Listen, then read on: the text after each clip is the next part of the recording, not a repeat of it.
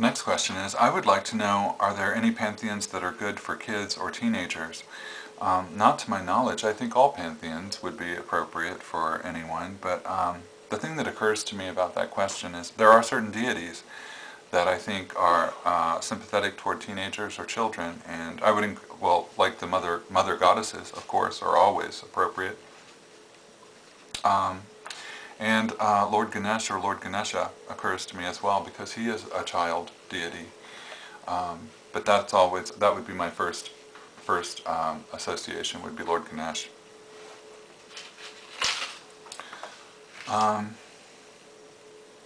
What did you want to be when you were a kid? The first occupation that I had chosen when I was small was I wanted to be a commercial artist. And after that, I became very interested in psychology. And so later on, when I went to college and everything, I wanted to be some kind of counselor. And I don't know, I feel like that probably would have been a good profession for me to go into. But yeah, that's what I wanted to be, was a commercial artist and then a psychologist. My favorite color is blue and black, of course. My favorite season is summer because I really hate being cold. I really don't like being cold at all, and I love the summers, I really do. What is your favorite ritual tool, or do you have one? I do. The Athame, or the Athame is my favorite tool, which is interesting because astrologically my weakest element is air. But yeah, that's my favorite ritual tool, and if I had to do without the others, and if I could only have one, that would be the one that I would have. What kind of incense do you prefer? Cone, stick, loose, and why? For ceremonies, I prefer loose incense, and I use the charcoal bricks. I find that that's much more convenient for me during ritual, and I like how it burns. I just feel like it's a very convenient way to utilize incense. But if I'm not doing an official ceremony or something, I prefer stick incense, usually Nagchampa or Patchouli or something like that. And how did you guys end up with Boo? That is such a sweet question, and it's an interesting story. Way back, I had a friend who was doing some renovations on a house in this part of town that wasn't, it's kind of a poor section of the city. And he was doing renovations there, and I guess a cat in the neighborhood had babies, and Boo wandered in as a kitten, and he fell in love with her, and he took care of her. I was so worried, and he was too, about like all the tools and things around, but she stuck around for a few days and stuff, and he finally took her home to his apartment and took care of her. And then he ended up moving to a different state and couldn't take her with him, and my mother at the time was still alive, and I thought I had to work a lot, and I thought it would be a good idea for her to have an animal companion, and Boo was so sweet. And so we took Boo, and she was actually my mother's cat until she passed away. And after that, my first familiar had passed away at that point, which nearly broke my heart. And Boo needed a home, and I already knew Boo and loved her with all my heart, and Kit knew her too. And she always loved Kit so much. She was always running to him whenever she would see him, and so we took her at that point after my mother passed away. And Boo is so awesome. We just love her with all our heart, and so that's how we ended up with her. And I'm so glad we did, because we really love her. Thank you for that question.